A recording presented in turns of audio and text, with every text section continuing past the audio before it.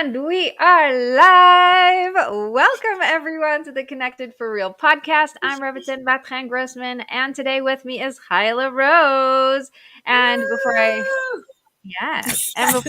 let her introduce herself, I'm just going to give you a little heads up. We are in the tail end of receiving. So we had receiving in God, receiving in marriage, receiving in business. And this week we are talking about receiving and you. So Chayelle Rose, introduce yourself and then we'll get right into it. Hello. So, firstly, I'm hearing an echo. Are you? No, but I can try to fix it. Let's see if in the settings it will let us do that. Echo cancellation. Wear earphones and these things. I never listen. Is this better? Hello. No, I can hear myself. I'm just going to have to get used to the sound of my own voice. So, my name is Chayelle Rose. I am a 3 principles coach who works with mums to find more peace and joy. I live in Nachlaot in Yerushalayim, and I give 5 stars to anyone who actually knows where that is. It's a little bit off the beaten track. And it's basically in between the Shuk and Rachavia. Those two places people know.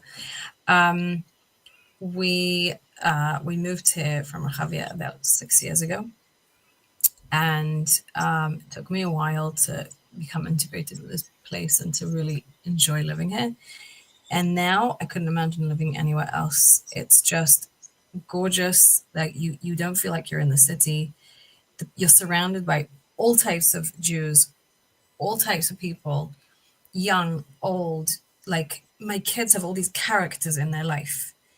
And it's just, I really enjoy it. And it's really nice to live here. And I really appreciate where Hashem sent me because I definitely didn't choose to come here.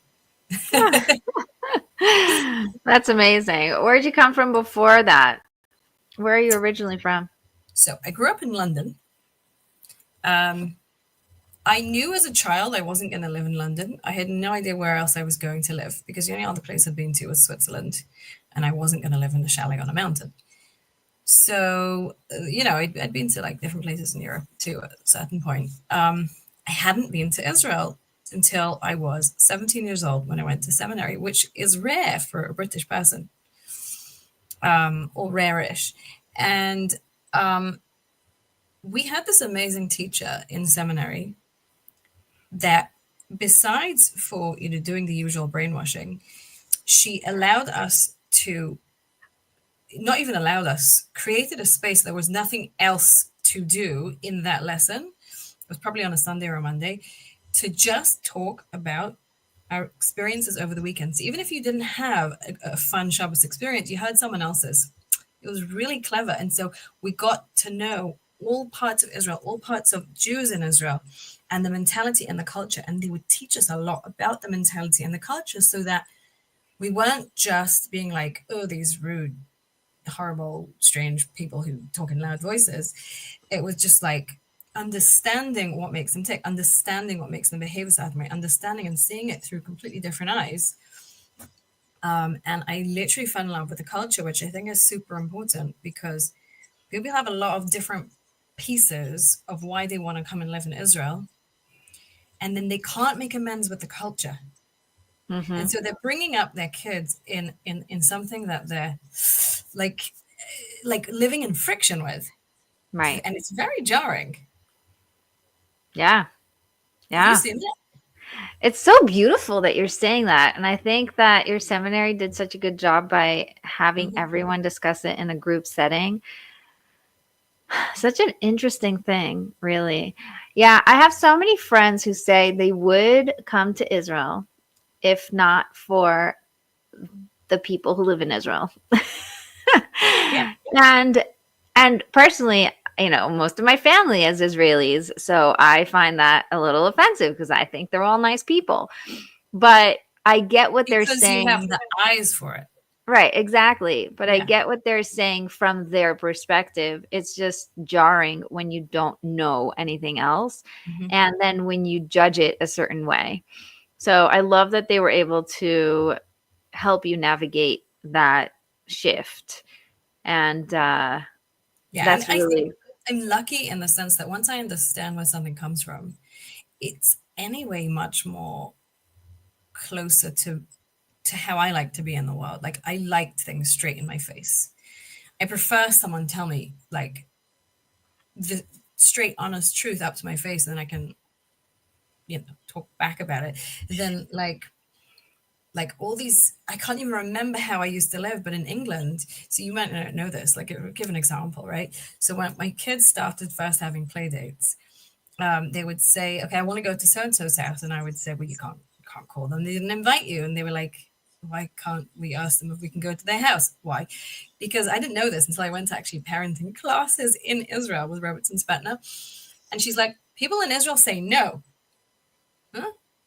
Oh, if they need to say no, they say no. So you can totally invite yourself to someone's house, because if it isn't good, they'll say no.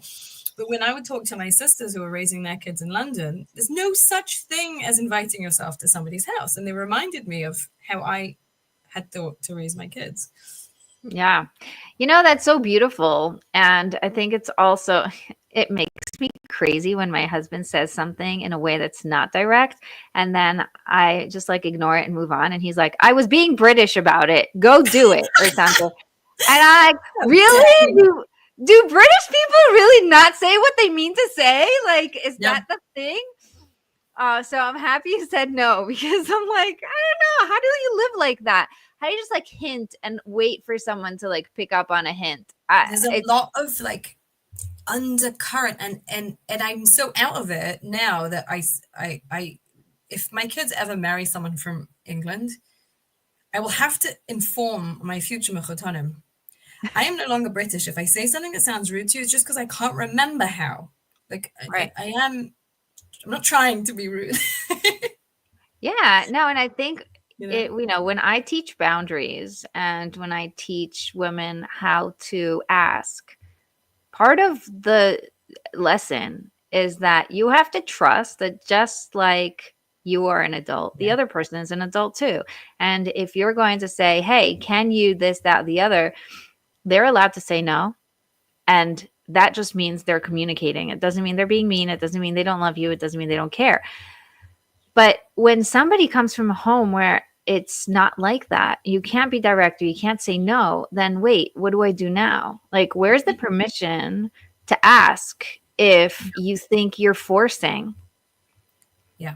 And Just like so before we went live, right? And you're like, how could you do that to them? I'm like, I'm not doing anything. I'm just allowing it. I'm helping that.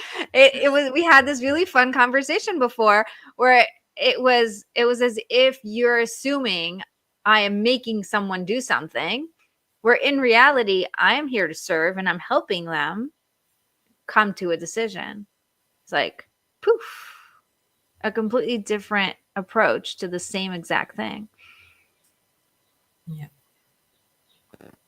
I've always had this dream of wondering if you can somehow,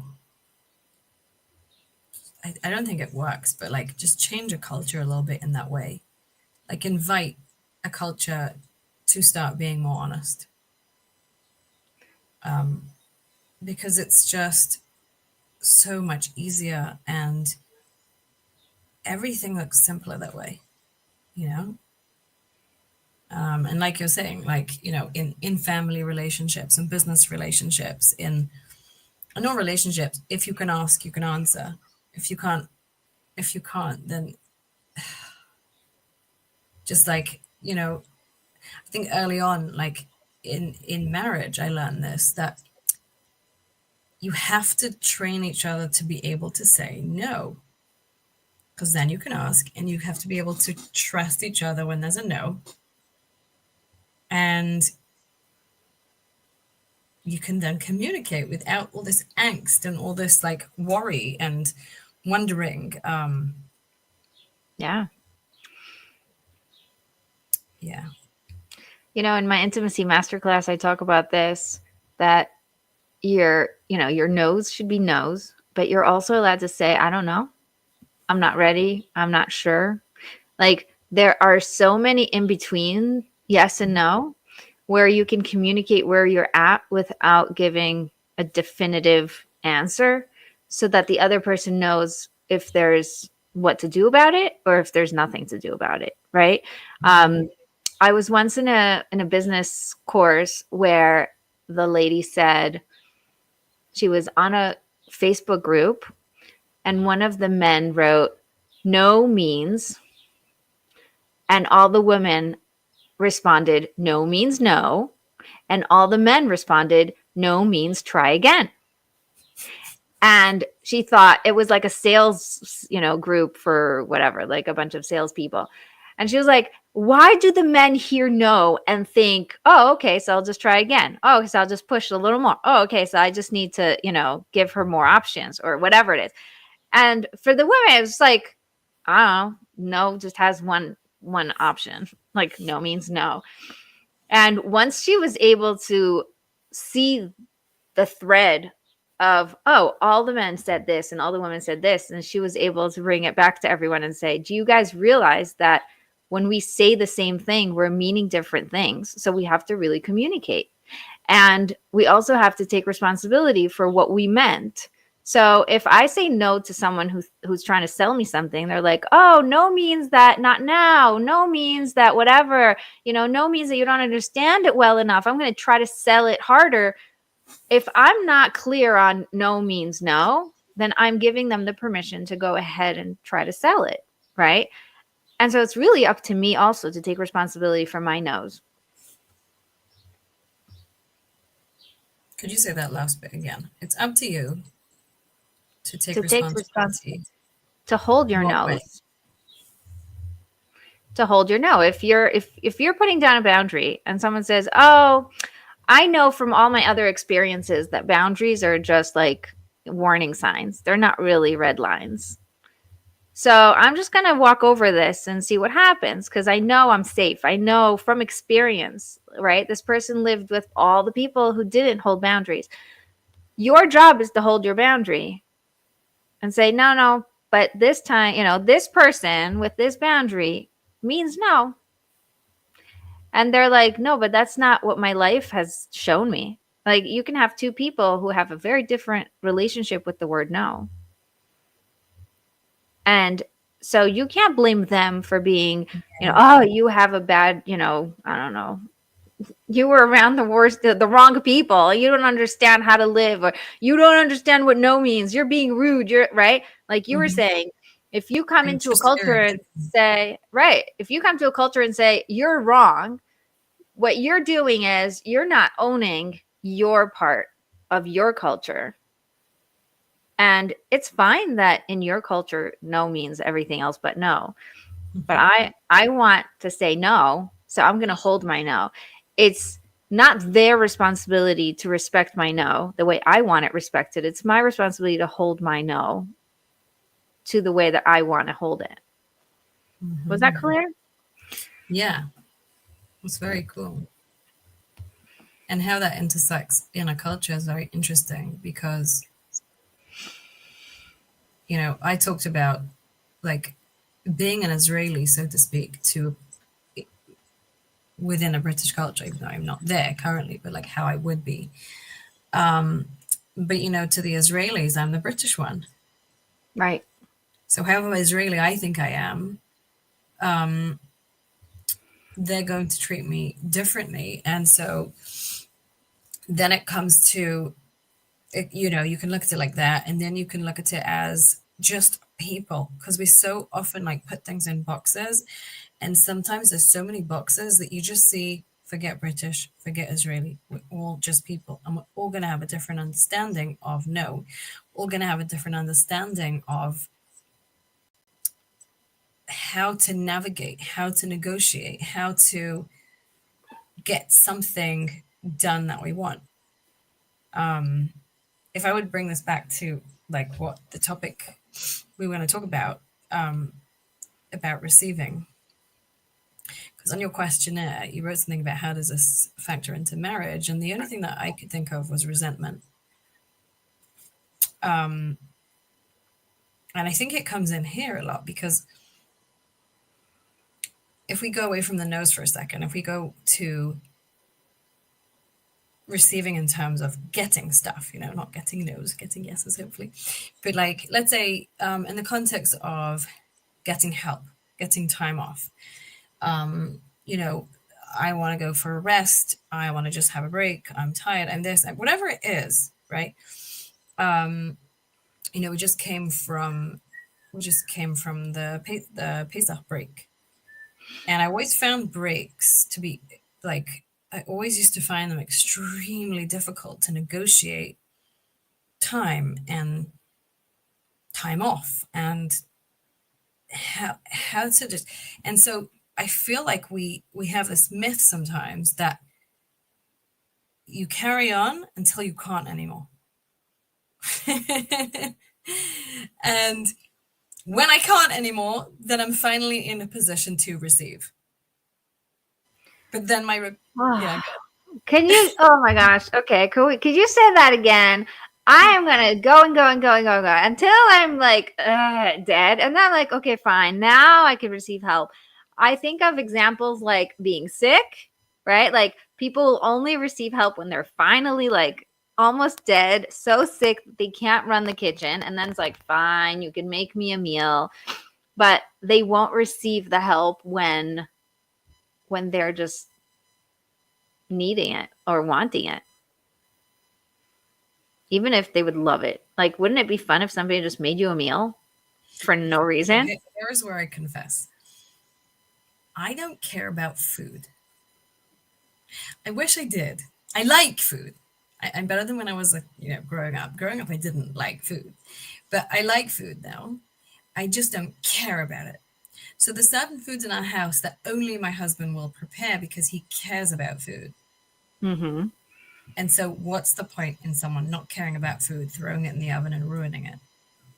Although I can make nice meals, I do make nice meals. Like I come from a completely different angle when I make food. It comes from like wanting to nourish my family, but not, ooh, that tastes delicious. Sometimes, not never. But it's not like food driven. So it's so interesting when you say that, because me personally, when you use that example, wouldn't it be so nice? For me, that's natural in this area. And I wonder if everybody has an area, if they really thought about it, and I'm not saying it needs to be this way, but I wonder if everyone has an area in their life where it's more natural for them to receive.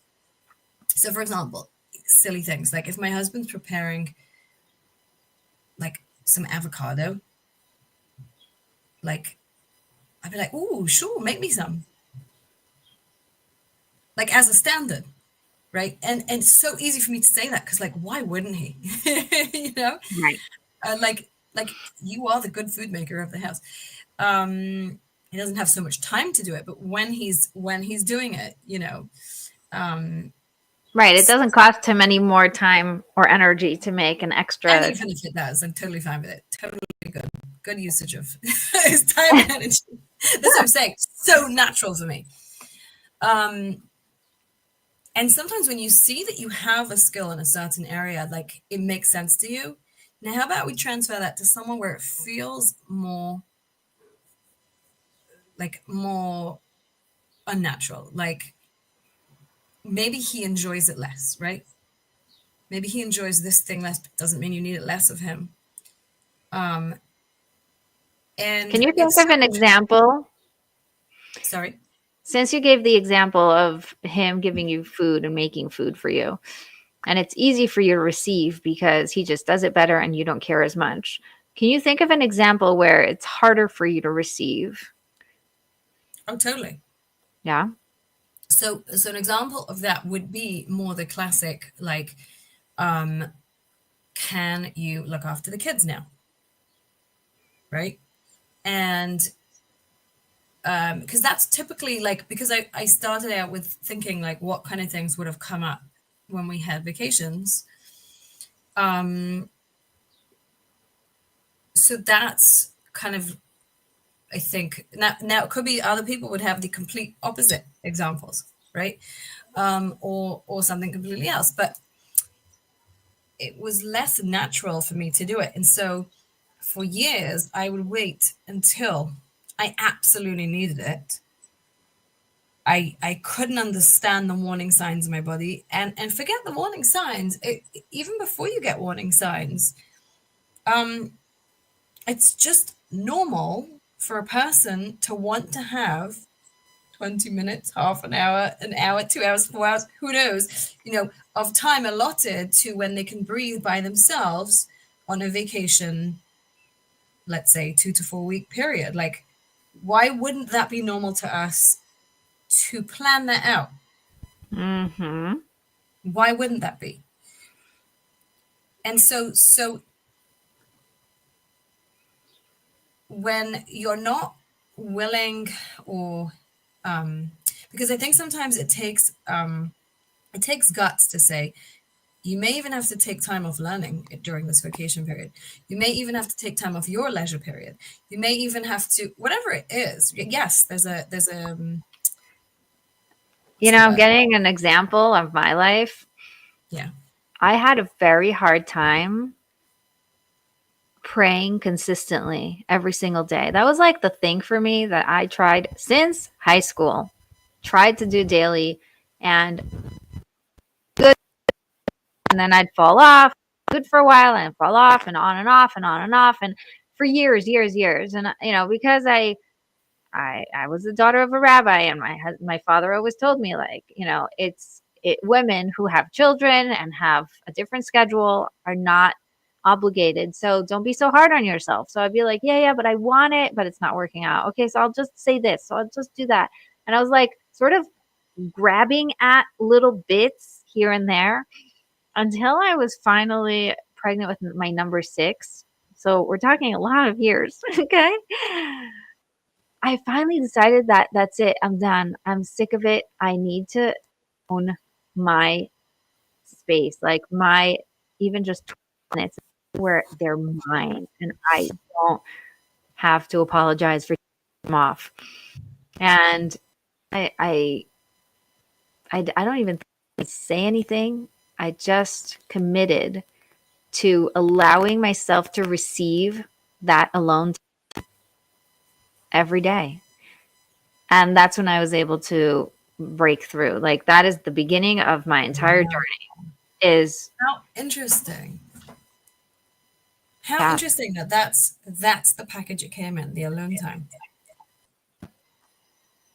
And you know what? I think fine. It makes sense for me to let my husband go an hour to pray and study, and then come back home and continue our day. He goes again, away for prayer and study, and then he comes back. And even on vacations, he has these times, and they make sense. No problem with them, you know. Hmm. Except I don't let myself have that, okay, now I need a 20-minute break so I could stand in prayer and not be pulled by my skirt. Yeah, like, You want to hear is something really cute? yeah, You know who Rebbetzin Bat-Chen is? no. So she's probably in her 90s, and she is the daughter of Reb Chaim Pinchas Scheinberg. And she's got the most wicked sense of humor. She's just hilarious. She says the funniest things. And I once actually picked her up in a car. This is not intending to say this, but it's too good. I picked her up in a car with my friend who was driving, and we were picking her up to go to a speech. And we'd had the time wrong, so she wasn't ready, and she put her wig on and, like, in the back room, whatever. And she came out, she's fussing with it, and she said, "Why won't it ever do what I want it to do?" I said, "What do you want it to do?" She goes, "I don't know, flatter me." like, like an 80-year-old woman. And so she told us that on Friday night, she would her mother taught all week. Her mother was a teacher, and her mother would go to bed after she lit the candles. Can you imagine? She didn't sit there praying and saying Tehillim. She went to bed. And her father, Reb Chaim Pinchas Scheinberg, who was, a worldwide consulted big rabbi, would come home from prayer, and the kids were not allowed to wake their mother up. And she said we were starving because all Friday my mother cooked. And if we wanted something to eat, she would say, take a banana. And so all we had to eat was bananas. And so we were starving. And she said we would be so naughty. We would go into the bathroom. We would make as much noise as we could to try and get her to it. But he would not let us go in and wake her up. Not just that. He would serve the meal. Wow. Like When she take some permission from her. you're saying when she did wake up, and even while she's at the meal, he would serve the meal. Mm-hmm. Now, I don't have like, handwritten notes if he did it every week or if like maybe it was sometime. I have no idea. I just know this is something he did, and people know this. And for good reason, and I know I went through a long, many years of just because of who I was and silly ideas I picked up. I did need to bring out that mothering, nurturing, wanting to do those things for my family. If it just becomes well, I don't want to do this and let's just split. That's not what I'm talking about. But it's just okay, this is how I really boil it down. So at some point when you become a mom, at some point you discover this term self-care. Thank goodness teenagers don't have it yet, I think. And, no, teenagers have it. It's really beautiful. Really beautiful. My daughters, I'm so proud of them. I'm so proud of them. I have a daughter who comes home, she's excited, and she'll, she jumps right in to help because this is like the hardest hours are from to 6 or whatever. Yeah. And then at a certain point, she's just like, I need to go into my room. And she puts her in bed and just reads a book. I don't know how long. And then she comes and like, okay, I'm ready. It's cute. Oh my goodness, that's not what I would describe as teenage self-care, but yes. Wow. Wow. Okay. So I discovered this word self-care, okay? And and I took it to places. And one day a friend came to visit me. Now I was living in a very old Israeli apartment, very old. Like imagine an old one, and now imagine an even older one. And the floor was like not nice. Again, imagine a not nice floor, and then imagine an even more not nice floor. And it was broken and it was uneven and it was old and it was dirty and you couldn't do much to make it look decent. But there was a difference when it was clean and when it was dirty. And I think it started my obsession that I'm not a neat freak and I'm not a tidiness freak at all. But I really like clean floors. If nothing else was tidy, I like the floor to be clean. And so one day a friend comes to visit me and I said, I just did self-care. I came home and instead of doing this and instead of doing that and instead of doing the other, I cleaned my floor. And now I feel amazing. I just really wanted that floor clean. And she looked at me and she said, no, that's not called self-care.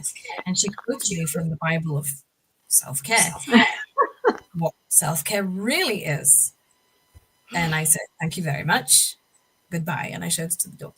No, maybe not. But I did not care that she said that. I understood the point she was making, that cleaning the floor is not a manicure. But you cannot quantify what a manicure does for someone and what a clean floor does for someone. And that's the moment where I took that phrase and threw it in the bin. And I replaced it with a new phrase over the years, and it's called, very, very impactful phrase, be a normal person.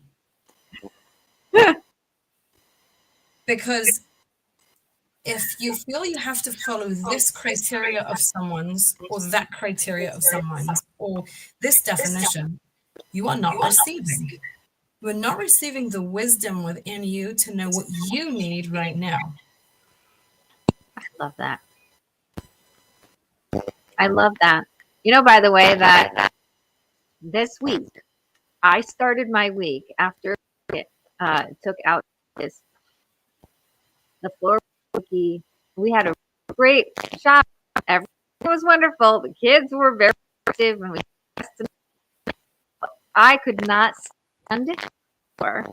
And it's so that you talked about your floor, but I went crazy lady rage. I cleaned the floor like I don't clean often.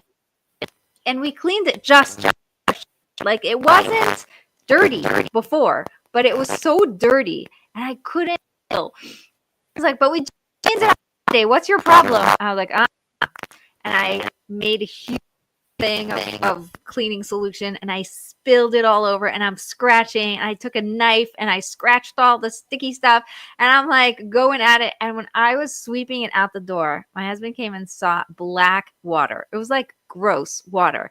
And he's like, how'd you get so much dirt? Like it was washed on Friday. I'm like, no, it wasn't washed like this.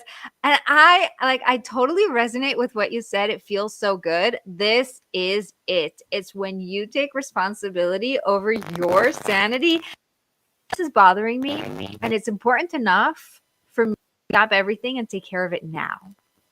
Mm. And at the end of the day, when you narrow life down into, again, boxes, and you think that, all right, these kind of activities are called work. These kind of activities are called leisure. These kind of activities are called, again, you are so limiting yourself from experiencing the broadness and the depth of life. So you could have a vacation period where you haven't even thought of having time by yourself because the dynamics of your house are such that you just naturally get to be in your room sometimes by yourself and you didn't even feel or experience a deficiency in any area. Or it just doesn't even come on a register on your mind, such a thing. And then you hear somebody else say something, and this has for sure happened to me, where you hear somebody say something and they are resentful about something, and all of a sudden it creeps into your mind like, I don't get that. And it trips you up into thinking, again, that this experience means this. I love saying that. I just had a client tell me that she does so much self-care. She feels lazy and guilty for doing all the self-care. Worst thing is, the care she's doing, she still feels empty. Yeah. I said to her, because not actually doing the self-care you need that fills you up. Doing self-care by like all the things you think you should do, and so you're doing them. If it's not filling you up, it's not the self-care you need. No. I really appreciate that you say there's this real openness that happens, willing to receive the messages from God, from within, from knowing what you really need right now. And the more you lean into that, the more fulfilled you'll be because you'll be filling the thing that you need to be filling as opposed to just doing things you're supposed to be doing. Mm-hmm. And it's amazing how guided we are when we slow down enough to experience what it feels like. Like, I give an example. So there are times when a person can really feel like a certain thing would be good for them. Okay, so anything. So I'll just throw in examples, right? So they feel like, oh, there's this retreat coming up, and I really want to go on this retreat, and blah blah blah. Okay, or just I want to take off a day off work for myself, or there's this store I've been meaning to go for a long time, and I just don't seem to get to go, and I just want to make the time for myself and go there, whatever it is, right? These are very self-focused, me-focused activities. And then what happens next is it doesn't seem to be happening. Like they are, it's not that for lack of trying, but things seem to be coming up in their lives, and it doesn't seem to be a good day. Now, here's the interesting thing. How do I then approach it? Because if I start believing that I must get this thing to be happy, I must need this thing. I then go on this chasing journey. And there's so many types of chasing journeys. This is just one example. But as soon as I can get in touch with the fact that I am chasing, there's my sign that I've just, I'm going down the path, and I've veered off the path slightly, Hmm. because you're not going to get anything from chasing.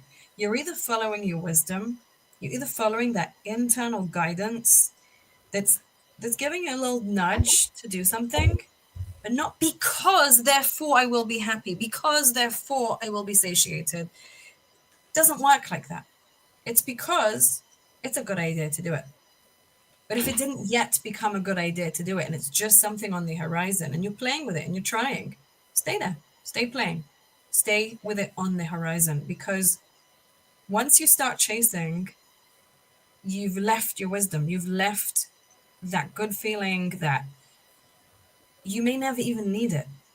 You may not even be able to get it some of the time.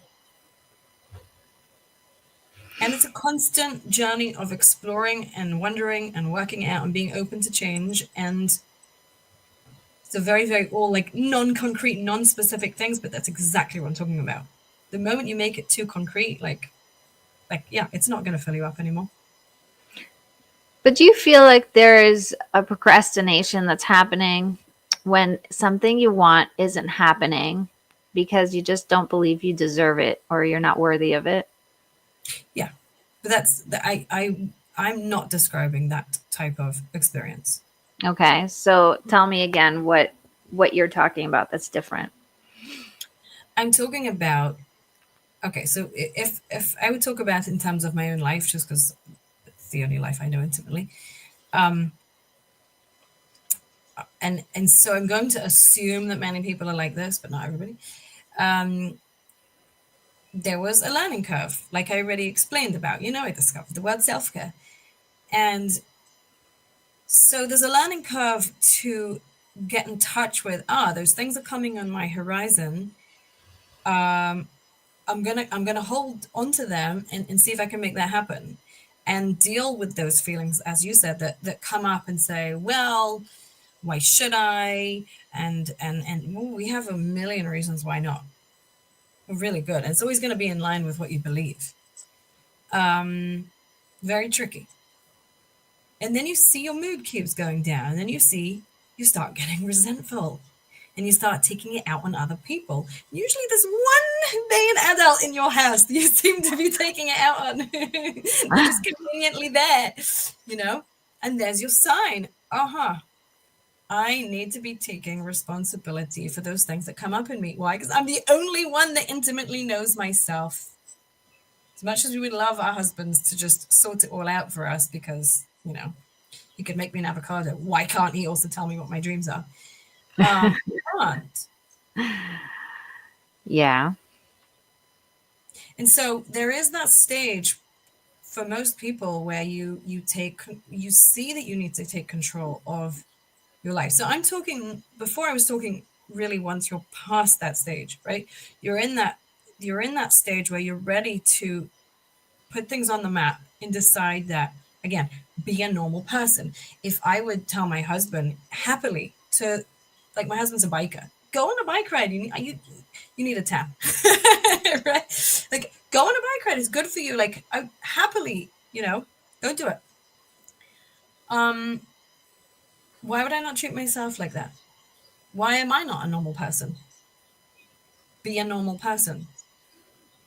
Right. It becomes so simple.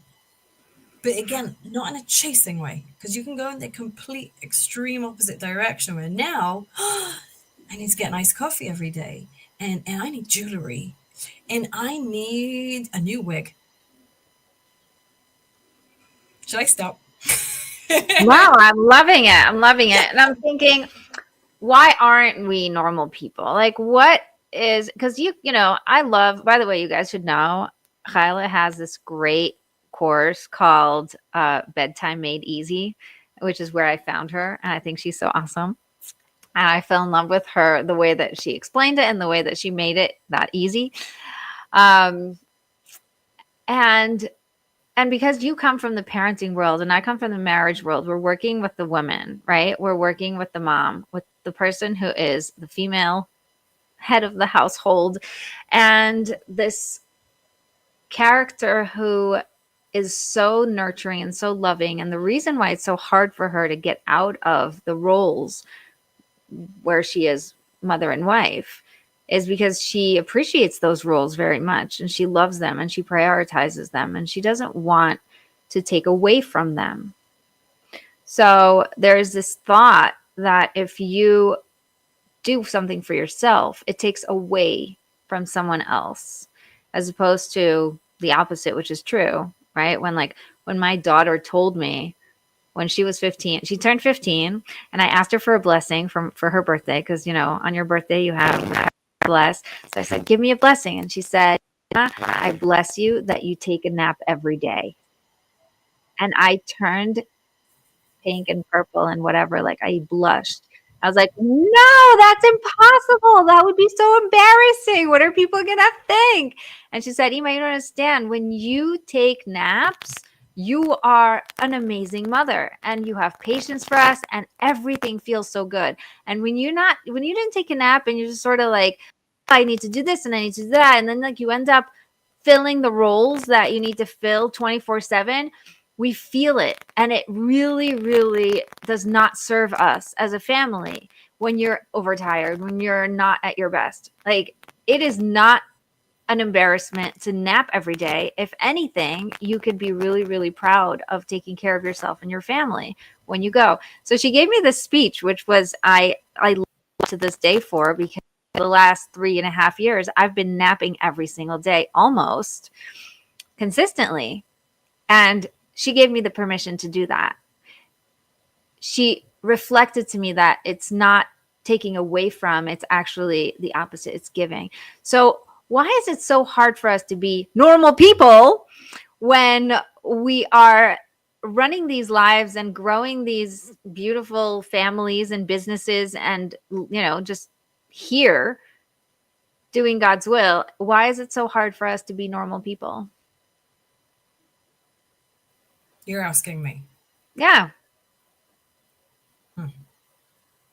I even, if you're listening and you're watching, please let us know what you think. Okay, so my personal theory, which I forgot about until the second. My personal theory, which I'm dredging up from the past, because it is something I spent many hours thinking about, is that okay, so I remember as teenagers a few different conversations we had, which is phenomenal for me to remember stuff from teenager. Well done. I remember us having these kind of teenage discussions where we knew everything about the world, right? And so so we get to also complain with everything about what's wrong with the world and the systems that we're living in. And so one of the things I remember us talking about was the schools don't really teach us how to become mothers. And as a mother, I realized, oh, you can't learn in school how to become a mother because it's the wrong setting. Like, it just can't. Forget it. And then I thought, okay, is there any way to learn? And then I realized, you kind of have to learn in the home a bit. That's the setting to learn some of the skills, right? For example, your 15-year-old, wow, like how amazingly mature and in tune of her to say that. And by the way, I think that's another Israeli thing. I don't think British people will talk to their mothers like that. It's really interesting. And like we have these, yeah, it's different. And so in that kind of setting, she can see what it takes to become a mother. She can also help you and get the skills in helping. But what so often happens in the way just like modern life is created, and also just for some reason, the way we approach teenagers is we handle them with so much care that they're so fragile that like heaven forbid, like, to ask them to do something. So many people grow up, get married with zero skills in any kind of motherhood related area. So they get thrown in a deep end. And then they have to learn, and it's really hard. Now, my mother was amazing. I was the youngest in my family, so I just naturally didn't have to do that much. I laid the table, I emptied the dishwasher, I cleaned the sinks. Probably not much else because I was useless and a bookworm. So I read. What you just said is like my most helpful one. Is she empties the dishwasher, she fills it, and she Okay, cleans good. up. It's like, and she's a bookworm, so yeah. So the final piece is you get thrown in at the deep end, and and you have to go from 0 to 100. You have to look after a home, you have to look after a husband, you have to cook the meals, and hopefully you want to on some level because you think it's a good thing to do. It doesn't mean you're going to like it, and it doesn't mean you're going to be good at it, and it doesn't mean you're going to have not going to have tremendous struggles, because this is totally new, and anything new you're going to have tremendous struggles with, on every level. And okay, so you get to grips with that, and you go from 0 to 100 of being totally devoted to first a husband and then hopefully a baby. And I had no idea how to take care of myself and a baby. No idea. So I did my best to take after my baby, to take care of him. I really didn't take care of myself. Didn't eat properly, didn't sleep properly. I didn't make sure to get, like socialize, even though, I love socializing, but it didn't prioritize it. I just didn't know how. I didn't have the skills. I didn't have the understanding of how important it was, and also I probably didn't need it half the time. You're learning to live with a new person. You're still learning even when you have a baby, and you're enjoying that. Fine. So you're seesawing the whole time. You go from selfish to, for lack of a better word, selfish to completely devoted, and then you got to swing back to somewhere in the middle. So to me, that's why. Yeah. What do I know? No, I love that we have a listener who gave a whole explanation. She says, as you said, since we're so much in the role of nurturing others, even Rebbetzin Bat-Chen only allowed herself once her daughter gave her permission and explained how it's better for her and those she nurtures. So I love that you picked up on that I'm also human.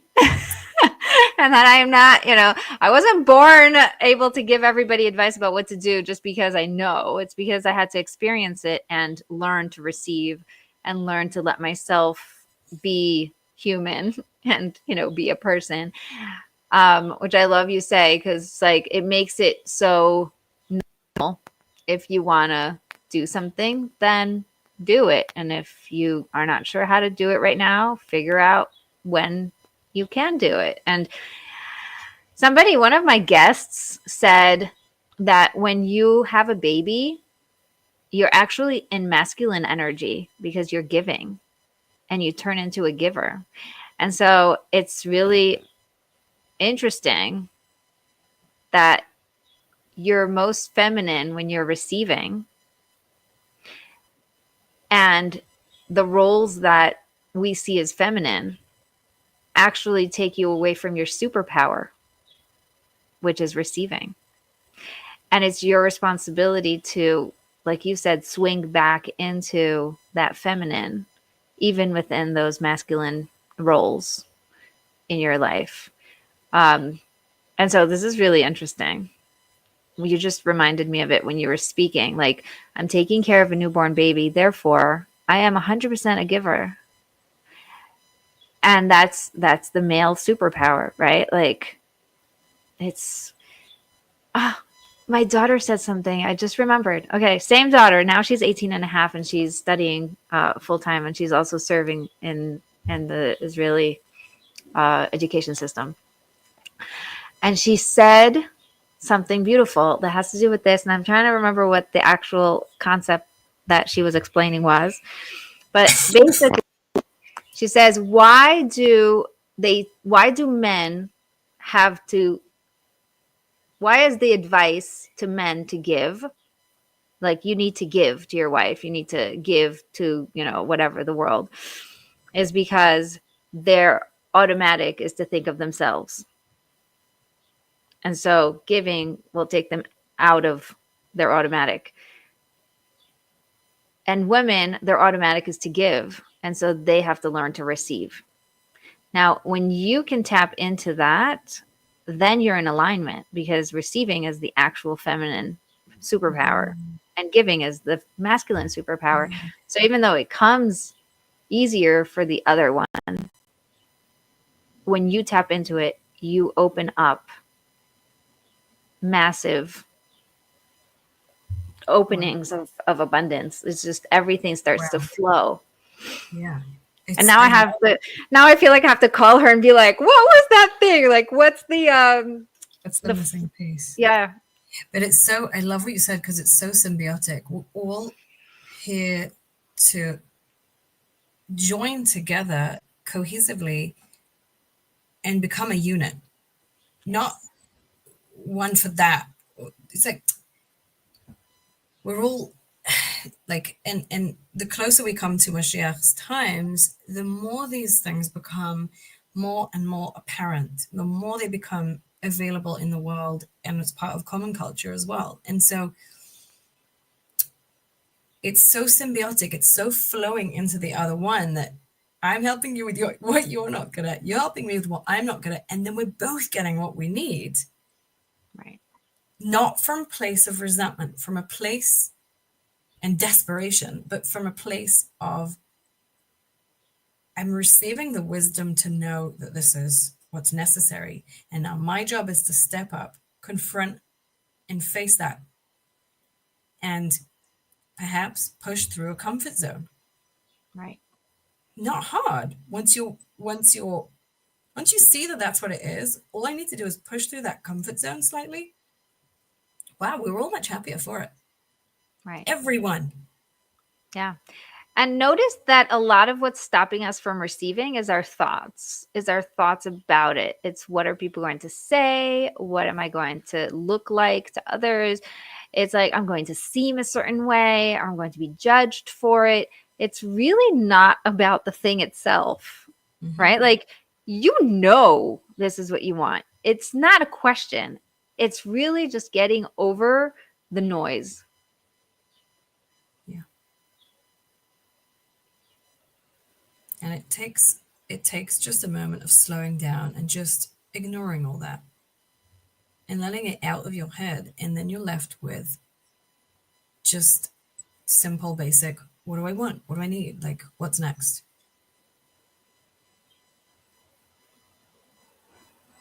So what is next? Let's wrap it up for the listeners who are, we went a lot of different directions, and we're just, this is so fun, because I'm just like, I love talking to you. Same. How can we practically, the listener is sitting here going, wow, this was so fun to listen to, but like, how do I receive more in my life? How do I lean into receiving in a way that I can fill myself up and create space for others to be around me, and really open up that wealth of space, connection? So you've got to be very trusting of what's coming through you, not what's coming through someone else. And we're very, very used to hearing this thing from that person and this thing from that person. I should do it like her and I should do it like that. There is no one path. I told you I was listening to your podcast last night with Hannah Mason, right? And it was so interesting how you resisted something she had said to you years ago, and now she was coming around. She needed to be where she needed to be on her journey at that point. Right. There's no contradiction there. She was where she needed to be. You were where you needed to be. Happened to be she came back to you, and she was your teacher at that point. And you trusted yourself. And then it was funny, because within the same conversation, she said something. And I thought to myself, I hear her point. I'm still where she used to be, and that's where I want to be. That's where I'm currently exploring. That's where I'm up to. And that's great because I'm not on her path. It's not like we're not trying to be like each other. We're Right. trying to be like who we are right now and to get closer and closer to the truth of who we are, because that gets covered over, as you said, with all these thoughts. Mm. And so the first step is to know it comes through you. I never used to know that. It comes through you. You are given wisdom. You are given the power to know what's next. I can't tell you.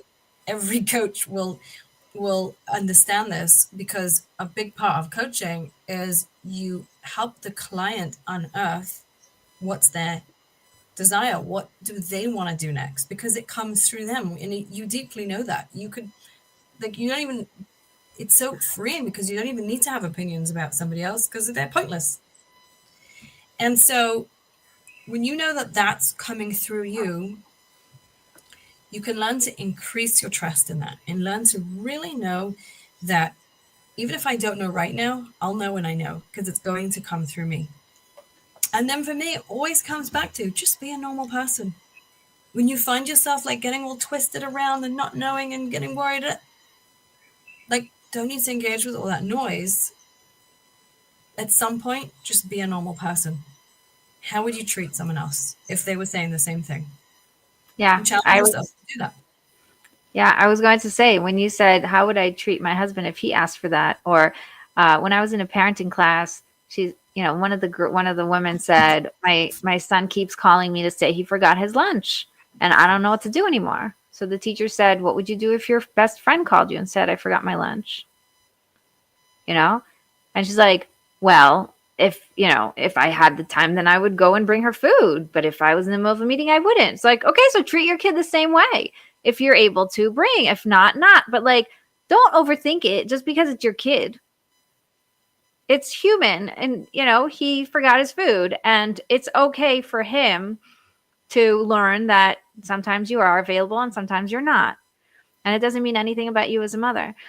I love that. And how you said, the example with your husband. He needs a drive, or whatever it's called when you ride a bike. He Bike needs ride. a bike ride.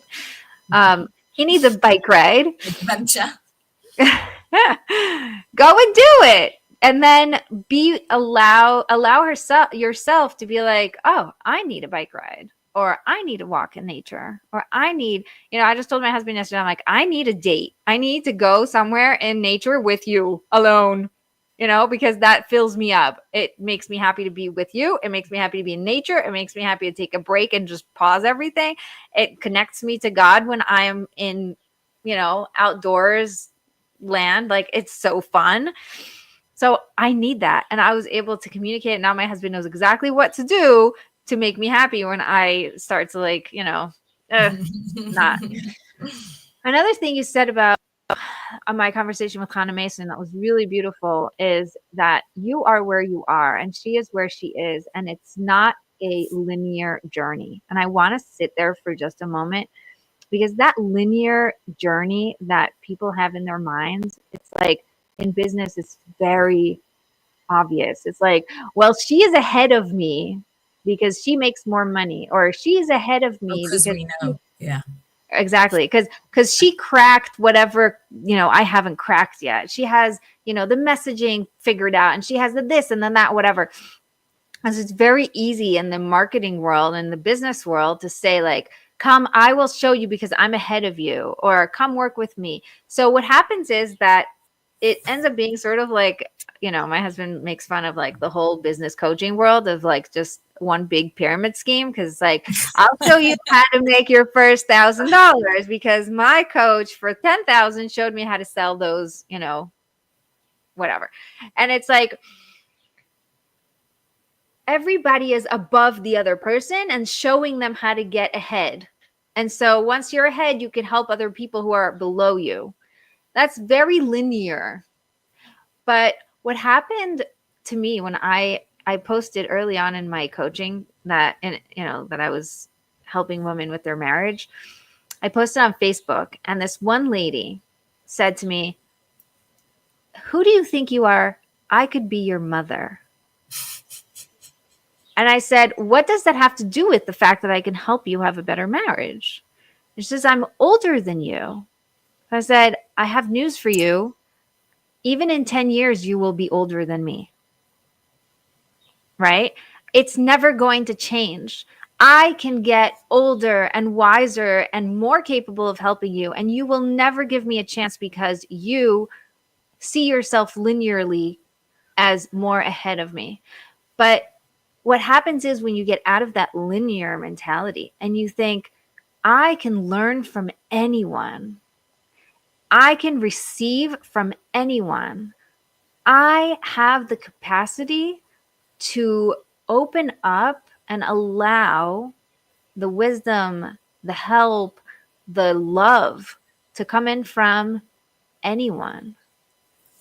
And now suddenly you've opened yourself up to an amazing world Mm-hmm. where your biggest teachers are your students, Oh my goodness. right?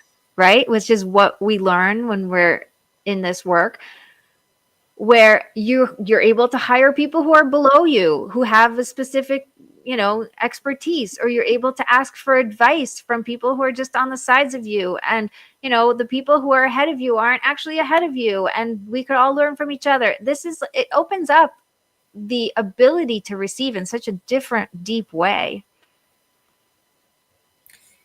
And something occurred to me at some point during this conversation or just before, where when you say the word receiving, I always think of God. Always. It's just, to me, that's just, unanimous, whatever, synonymous. But then we use it with terms of people. And so that's what makes me think that when we are receiving from a person, we're still receiving from God. Yes. And that's really encouraging to me. The old classic story of the man who stood on the roof of his building and everything's flooding, and this rescue thing comes by, and that rescue thing, he says, God will help, God will help. And then he drowns. And he says, God, why didn't you help? He's like, you didn't see all those people I sent you? Right. And so Everyone. in a certain way, there's nothing more egoic than thinking I don't need help. Mm-hmm.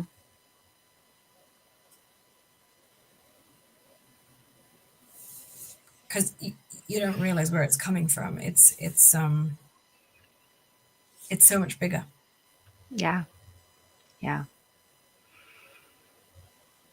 I need And your help, Rebbetzin Bat-Chen Grossman. yeah, I can let's make you a get. list of all the things you've helped me with in the last few weeks. That's amazing. I love Yep. that. Yep. Well, I encourage you and everyone else to schedule a call and talk to me because I love helping people. It's like what I am No. here for. And Yeah. you've really helped me. You've really helped me setting up my course that I'm just about to launch, which by the time this goes on your podcast will be somewhere sitting on my course ready to buy. Awesome. So tell everyone because we're at time and exactly now I was going to ask you. So how can people find you? So I have an annual program called Present Parenting. But what I do, and it's a 4-month program, but what I do in the interim, during my time off, is I create mini programs. And I absolutely love them. They are so fun and so invigorating and really life-changing. Like for a short amount of time, you focus on something and things really shift. And many people who have never done anything and who think this is not for me and what's gonna be anyway, they join because why not? And it's a good time in their lives, or this speaks to them or that speaks to them, and they are completely blown away with how much a short course can do for them. So this I one's can called I can say that about the Bedtime Made Easy. I was part of that one. Thank You. And I love it also that you're not like you've got an 18-year-old and you're taking a bedtime course. I love that.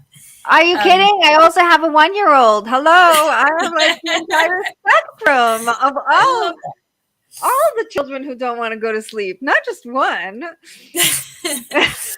So my current one that I'm working on is called Playful Productivity, and it's all about bringing more play into your productivity. So it's on the one hand becoming more productive, but on the other hand becoming more playful and seeing how that really invigorates your life, invigorates your productivity, and actually unchains you from your to-do list rather than simply focusing on getting everything done. I So love that. I'm in, people. Please put the link below when we finish with this live so that anybody who's watching this video can join. And we're also going to be putting all the links below on the podcast so that if you are interested in any of Chayelle's stuff, make sure to check her out. What's your website? it's chayellerose.com, Yelle, like Chanel, Chayelle. And then you will find all the follow-up links from there. Awesome. Yeah. Well, this was fun. Thank you. Same here. Thank you for listening and for being with us. To all those who were live, I love this conversation. I thank God for allowing me to receive so many more awesome people into my life just through this podcast. And I thank God for the listeners who are here to receive what I have to give. So thank you for being here, and make sure you come back next week for another amazing episode. Thank you, Chayelle, for being here. And don't forget to be connected for real.